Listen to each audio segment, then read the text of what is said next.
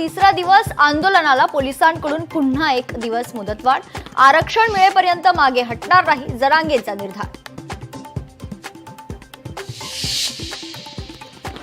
शरद पवार जरांगेंची भेट घेण्याची शक्यता, आझाद मैदानावरील आंदोलनस्थळी भेट घेण्याची शक्यता।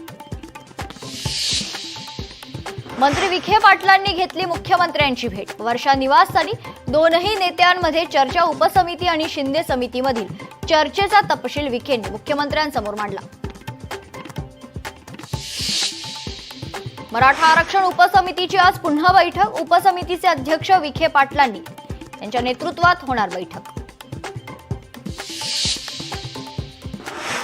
उपमुख्यमंत्री एकनाथ शिंदे 2 दिवस साताऱ्यातील दरे गावी मुक्कामी, मुंबई जरांगेंचं आंदोलन सुरू असताना शिंदे गावी गेल्यानं चर्चा।